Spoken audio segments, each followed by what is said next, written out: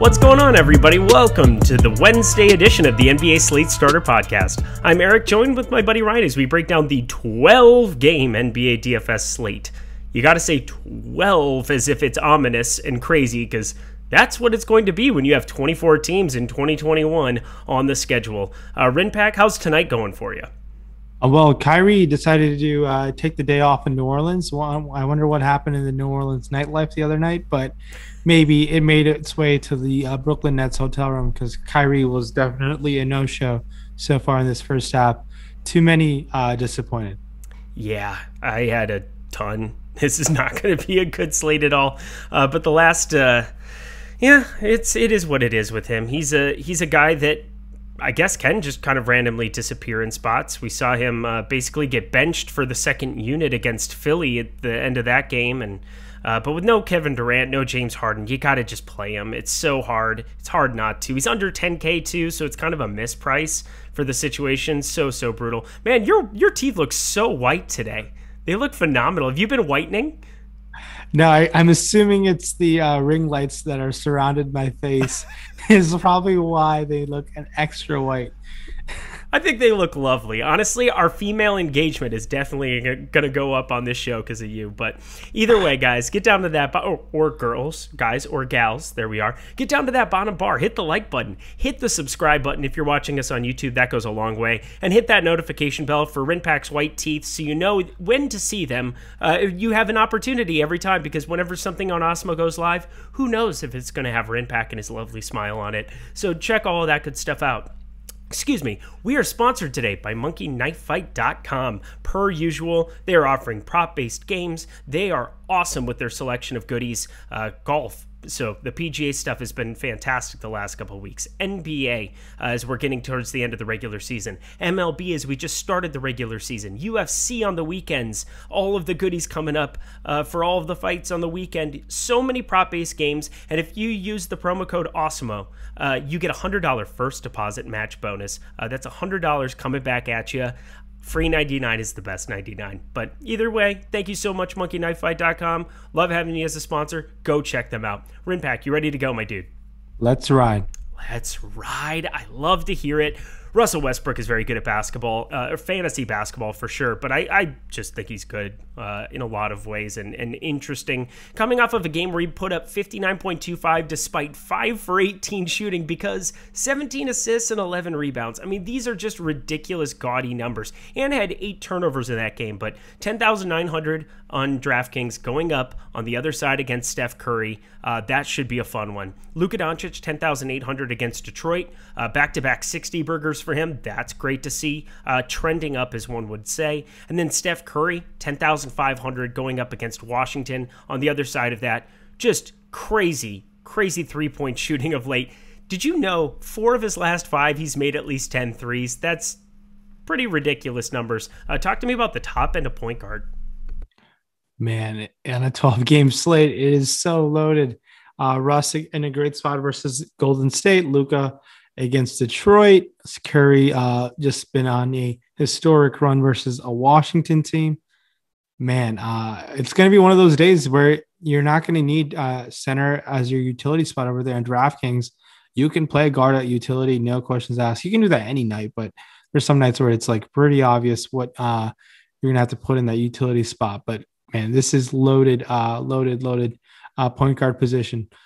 Those are all great options. It's a 12-game slate, and you need some of these studs to put up 65, 70 points, and they all have that upside within them. So definitely great to go there. And De'Aaron Fox in the next tier of things. There's Fox, there's Trae Young, there's Kyrie Irving in the next tier of point guards of studs. These guys are all studs themselves. They're just not priced north of 5 figures, but they also have upside of 60 plus fantasy points for sure in their respective matchups. Maybe not Trae Young against a slowdown Knicks matchup, but if Kyrie Irving has disappointed all of us in a matchup against the Pelicans, I think we can just run it back in terms of recency bias, catch a discount in ownership, and hope he spikes that upside game tomorrow.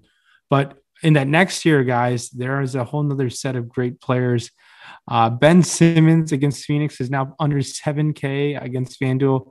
It's a deserved under 7K price tag over there, while $7,800 on DraftKings is something that's still in play, but man, he's been so disappointing. And over there on DraftKings, Fred VanVleet, who has point guard, shooting guard eligibility, will be back for this Toronto team after an injury, after a suspension.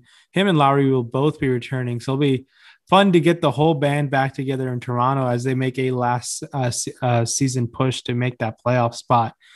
But it's a huge slate. And I, right now, can't find anyone. I have a ton of interest under $6,000. Really, maybe Corey Joseph, just because we just got news Killian Hayes and Dennis Smith Jr. both will be out, but it's that Detroit backcourt situation. Anything can really happen. And while on the Clippers side of things, they're on a back-to-back. So, oh God, so much news on this point guard spot. Is there anyone else that you're like, oh my God, he's at this price? It's a misprice in the low end. Kind of. Frank Jackson, 5-star recruit in high school, now getting an opportunity to get some extended run here. We know Killian Hayes is going to be out. We know Corey Joseph is going to be a game time decision there. I could see some increased. He played 26 and 27 minutes his last two. I could take some shots on Frank Jackson there at 3,700 over on DK. Hard to get up, I believe, like 48 or 4,900. I should probably pull it up considering that's what we're doing. 4,900 over on FanDuel. Probably do not want to be playing over there, clicking on that name, but you have a couple of options to be going. I think Campazzo played 35 minutes. I know the game went to double overtime. Keep that in mind, but if he's going to find a way to play 30-plus minutes against Portland, there have been spots where Campazzo, when he did get a spot start, I believe it was a game way back against Boston in March, in maybe late February, early March, where he paid off that price tag. But there's a way for Campazzo to get going against Portland and pay that price tag off. But Muse can change the slate in a hurry where we might have to be playing a lot of guys on the cheaper end that we had no idea were in play 10 minutes heading into lock. So yeah, This won't be the slate where we talk about Rajon Rondo more than likely, the way that we were talking about him yesterday. And who knows how that's going to turn out tonight, but I think I'm going to be over the field on that spot, playing some of that sixth man unit, backup point guard with no Kawhi out there. He's going to spark, as you said, he's going to spike a big upside one of these days, and you kind of want to be there for it. Anybody else you want to talk about? Did we talk about Ja Morant, considering he just destroyed the slate last time out? If no Dillon Brooks, that's kind of a big part of that, because I'm assuming he's going to get a lot of popularity after putting up 70+. He's still 6,800 over on FanDuel. But I want to be watching that news and make sure Dillon Brooks is out. What do you think about that? Yeah, Dillon Brooks being out was really pivotal for Ja Morant to even get a handful of more shots, but double overtime was the icing on the cake. He was already at 50-plus fantasy points heading into overtime as they lost a heartbreaker to the MVP-led Jokic team of the Nuggets the other night. So I think Ja Morant might have inflated ownership just coming off a monster game. A 12-game slate where we can pivot off of ownership really easily with a lot of options who have, like we talked on the upper tier, man, like the first six guys listed all have 60-plus fantasy point upside, and their matchups are also really, really good. Agreed. Top end of shooting guard over on FanDuel. Paul George, he'll be on a back-to-back. Nothing like a 12-game slate with a possible Clippers late-night hammer just sitting there on the back end as if, I mean, we can already see it, right? Like, we can already see what's going to happen tomorrow, right? That's kind of the feeling that I get. Paul George gets ruled out at 6:30 Pacific, 9:30 Eastern, and yeah, you're sitting on just too much of him. But 9,400 against Memphis, I would really want to get there with no Kawhi Leonard, who we know will be out. It's weird looking at Harden, Mitchell, and Levine all going to be out on that top end of shooting guards. So then it drops down to 8,600 for Devin Booker. But the guy I really want to look at is Bradley Beal going up against Golden State. Andrew Wiggins is playing pretty good individual defense, but we try not to factor that in too much. But Bradley Beal, assuming 8,500 in a fast-paced matchup, that game's going to move. I think I want to be over the field there on shooting guard over on FanDuel. Talk to me about the top end. Yeah, top end of shooting guard on both sides. Booker, Beal, LeVert lead the way there. Really like your Beal take, again, matchup against Golden State. Last time he did play Golden State, I want to say it was on a Friday, about 2 Fridays ago, and he won the game on a 4-point play. Wiggins really slowed him down the whole game. Granted, this was Beal coming back off of an injury. And this Golden State, this Washington team, I believe, has now won 5 in a row, and now they're in the thick of the play-in game. good for them. I would like to see Russ and Brad be on a play-in game just because they could take over the game. And there you have it. That's the magic of the beauty of the play-in game that the NBA has done. But CJ McCollum, I believe Dame Lillard, there's still no update on what's happening with him.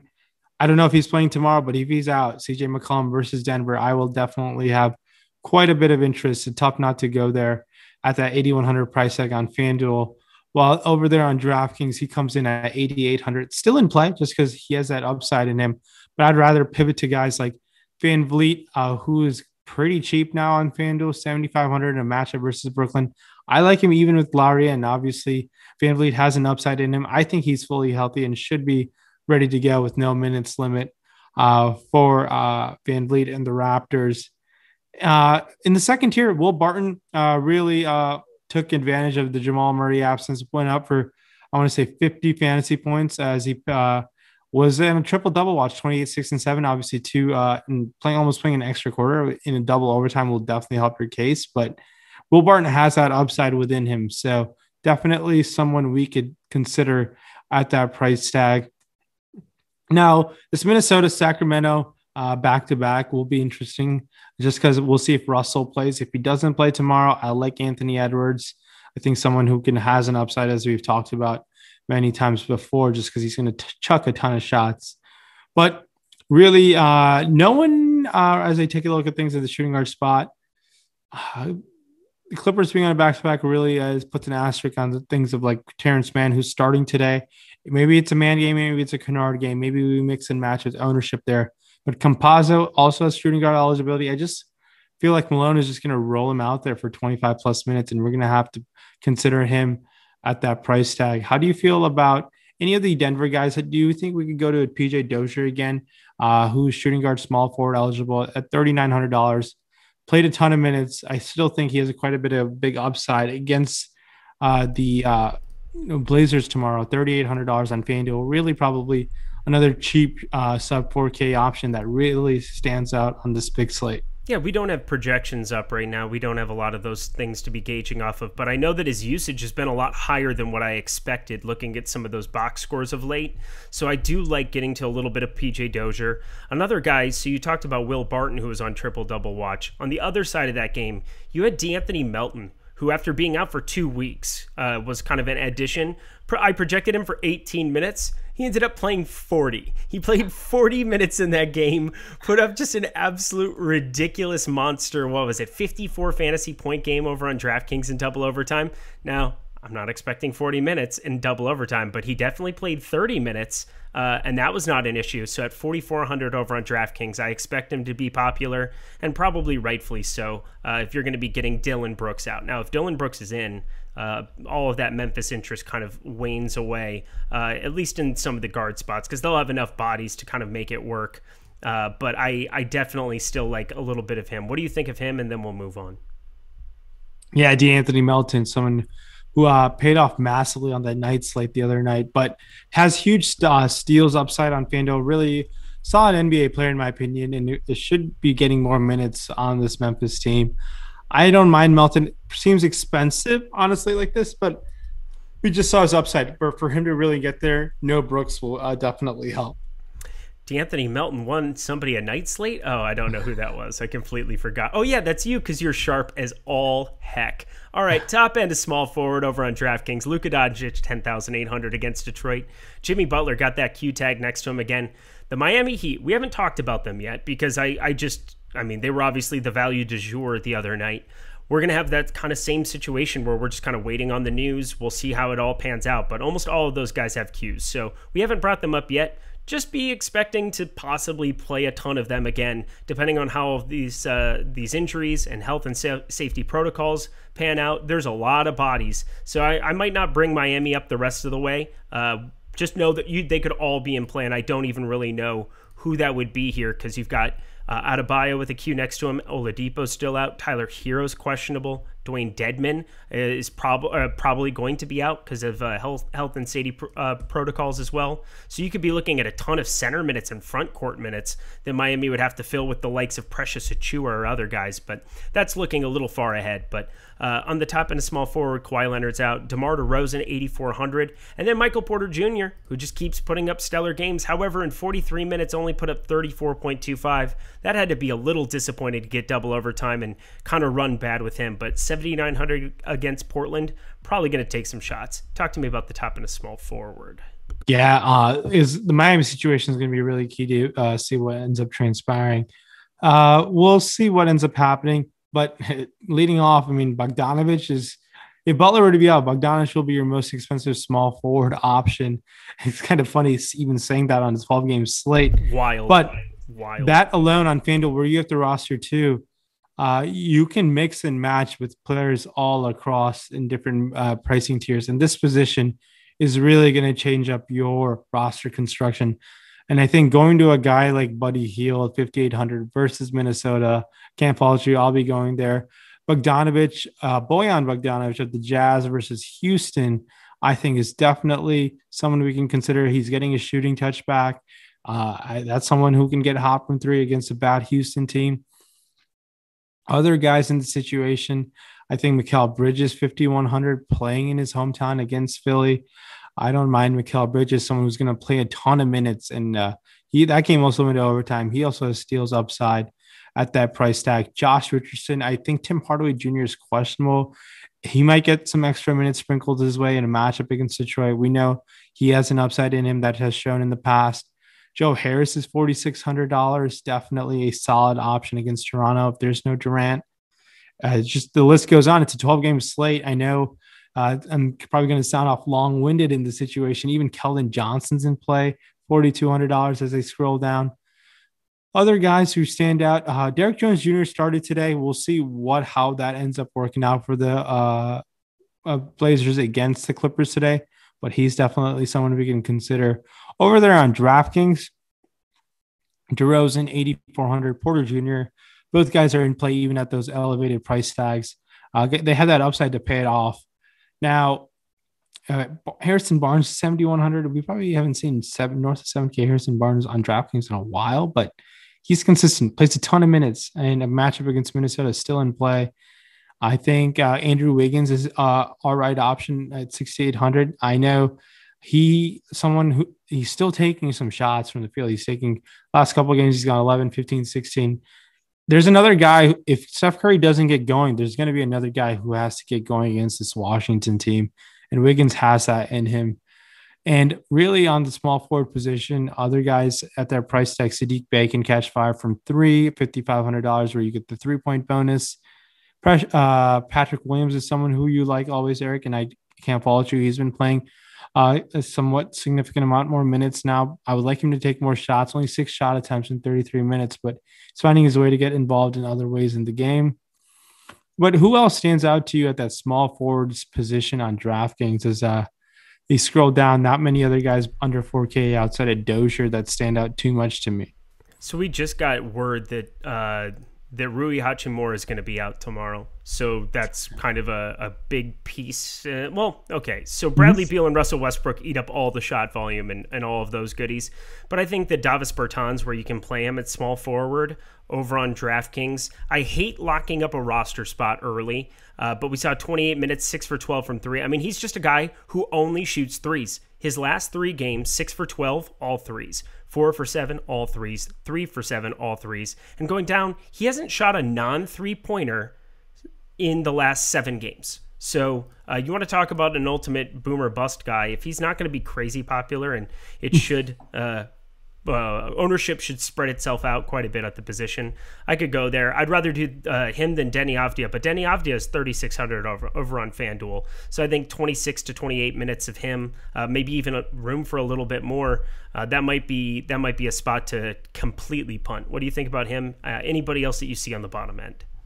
Wow, you didn't do your little signature bit. How could you be more heartless? There you go. That guy could be ultra chalk if you been drop one to day. 50. It's been one day. I forgot. Oh man, Yeah. I don't know why. How could you be so heartless? It just works perfectly. That's honestly revelatory in my life. But give me somebody else down here for me. Well, you gave Mo Harkless. It makes me sad to see Klay Thompson with that O sign at 3K. Oh, I miss Klay Thompson so much. But that's really about it as a small forward position. The things can open up in Golden State. Even Damian Lee is now questionable. So he played 32 minutes last game. And that's really important because they don't have Juan Toscano Anderson. We might see a guy like Michael Mulder play a ton more minutes. Kent Bazemore is going to play a handful of minutes as Oubre gets back in shape. So Damian Lee being questionable and potentially out will be really important to break down on the Golden State side of things tomorrow throughout the day. Can Steph Curry reach 40 shot attempts? Can he go full Tracy McGrady on the world tomorrow? Yeah, definitely. It wouldn't shock me. Yeah. I hope so. That would be awfully fun. Anywho, power forward, top end, Julius Randle, 10,000, up to 10K over there again on FanDuel because he was, 50+% owned today up against New Orleans. Thought that was kind of a fascinating thing to be looking at. Pascal Siakam, 8,700. As you said, getting the band back together. Great thing for Toronto in real life basketball. Bad thing for Toronto in fantasy basketball. But on the other side of that, Brooklyn on a back-to-back. Maybe take some shots. Kristaps Porzingis now down to 8,300. It seems like they're playing a little bit of seesaw, him and Luka Doncic, because neither one of them are really spiking upsides at the same time here of late. So I'm not sure. Would you have any apprehension putting them in the same lineup? I still wouldn't, but at least something to think about looking at the box score where Luka's gone off the last 2 or 3, and the last 3 Kristaps is down to 28.7, 44.9, and 26.7 in pretty good matchups. Well, not New York, but Sacramento and Memphis. What do you think about that? And then just go through the power forward position over on FanDuel. Yeah, so looking at Randall on both sides, 10K, 10-2 on FanDuel and DraftKings, respectively, a matchup versus Atlanta. We'll see how he ends up faring today. I know he started off that first quarter pretty solid, but for him at that price tag, we need 60 plus. Can it happen? Sure. And looking at his box score, he just is hovering north of 60 plus in the last couple of games. So, man, it's just Julius Randle this year has been a stud. So don't mind that price tag. Porzingis really would have to be really efficient in mid 30s minutes against Detroit. If that game were to stay close, maybe it's him who puts the game away. And I don't mind it, especially at that FanDuel price tag at $8,300. He's 9K over there on DraftKings. Tough to really consider that as an option. I think Christian Wood, someone who's playing more minutes, if the game were to stay close against Utah, could find his way to mid 40s and maybe 50 fantasy points. Tough to really go there in confidence, but someone who can do it. Draymond Green, always someone we can consider. 7,100, 7,600, 7,400, and 7,100 on FanDuel and DraftKings. Has triple-double upside and a matchup that's great for him. Could play some 5 minutes as there's no Wiseman, and maybe they go for that route. I don't mind Draymond Green at all at that price tag. Jeremy Grant's going to play against this Dallas team. Both sides a great price tag, 6, 8, 7K on DraftKings and FanDuel respectively. I like Jeremy Grant quite a bit. Other guys, Kevin Love has that upside on both sides. Jayshawn Tate is playing a ton of minutes. I don't think I could go there. I'd rather take my chances on getting an upside from Grant or Kevin Love. Kevin Love only $5,900 on FanDuel. Like that price tag quite a bit. Anyone else on the cheaper end of things that stand out to you, Eric? And it's tough. No one else really. I think on DK we have a 4,200 Xavier Tillman. It might seem a little point chasey, but the 4,200 is a pretty low number. J-Val been ruled out with a concussion already. I don't mind going that direction. He eclipsed that price tag in the first half last time out, and it didn't really he didn't really get too far extended. I like how we were both begging for him to get to 45 DraftKings points. He did, and it didn't really matter for me. It did not go well either way. But Xavier Tillman, I think I could play at 4,200. Less so over on FanDuel where he's been inflated to 5K, but I expect him to continue to start there. We'll see how the Rondé Hollis-Jefferson experience continues to go here tonight, but he's not in the starting lineup, I believe. Did I see that correctly on Portland tonight, that they're putting Derrick Jones in there? They went Derrick Jones Jr. So yeah, because Rondé Hollis-Jefferson is washed. And so 3,500, don't have to play him. That's an exciting feeling. But Yuta Watanabe, those days are over. Let's see, who else down here? There's really nobody else that I think I would be looking at firing. Maybe Mo Harkless, power forward only. I'm not going to do it this time through. I'm going to save everybody one time through there. But depending on that Minnesota news, watch that, because on a back-to-back, they don't have a ton to play. Well, we have 0 to play for. I say we because Minnesota fan, and it's sad and not great. But you have Juancho Hernan-Gomez, you have Jake Layman, you have some of those guys on the bottom end who might end up playing if they rest Cat as well. Wouldn't surprise me if they did. They're once again not playing for anything. But Jared Vanderbilt, who's completely unplayable otherwise, would be somebody that you could be looking at punting with. But speculating on news is kind of a fool's errand at the moment, because we're going to get enough news and enough value. Just want to put the antenna up. Make sure you're following the news god over at the Awesemo NBA Twitter account. He will keep you informed. Anybody else for you, or should we move on and take it home at center? Yeah, no one really else. I guess Jay Crowder is someone who can get a handful of extra minutes against a Philly matchup potentially, is someone. And Daniel Tice, someone who played 28 minutes over there on FanDuel. We're at the roster too. I think we can consider that as an option. I think that's a sharp call too. Did we get news? I mean, Mason Plumlee's going to play tomorrow, right? Because Jeremy, they were both, neither one were on the injury report. So sorry, Isaiah Stewart. It was really fun having you. I like you a lot. Top end of center, taking it home on FanDuel. We'll start over there for this one. Nikola Jokic, 11,300 up against Portland. Karl Anthony Towns, 10,500 if should he play on the back-to-back. Joel Embiid, 10,400. Feels like those three end up on slates together all the time. Trying to pick between them is just like, what are you going to do? I'll take the cheap guy. I'll go Joel Embiid against the tougher matchup, where maybe he might get minutes extended too because of the tougher matchup. I know Kat probably has the best matchup of the grouping. Nikola Jokic, 11,300, Cantor and Nurk. Obviously, that will be a lovely spot for him as well, but really like all of them. Hard to poke holes in anybody. Clint Capella up against New York. Nikola Vucevic, 8,800, 89 and 8,800 respectively for Capella and Vuce. So many good options here. I guess I should also put the fact in that Bam Adebayo on the top end is going to be questionable coming into tomorrow again. Ended up sitting after I wrote an article about him, basically. That's always fun. But looking at the rest of the center, I think a lot of things will fall in line based on how news ends up coming out around that Miami situation. But talk to me about the top end of center, where it is loaded. Yeah, top end of center, like you said, Jokic, Embiid, and Kat, all in pretty exciting matchups, you want to say? Yeah, even Embiid is matchup proof. All have serious upside in them. Man, it's tough to go to Randall at that center spot when these guys are priced within a few $100s of him. But in terms of tournaments, you can definitely take your chances there. I like going to Vooch at 9.9 with no Levine. I think him on both sides, honestly. There's a lot of merit to spending down to Vooch, even at 8.8, someone who I think can play pretty well in that matchup. Rudy Gobert against Houston. He should eat Houston alive. I think he makes for a fine option. 8K on both sites.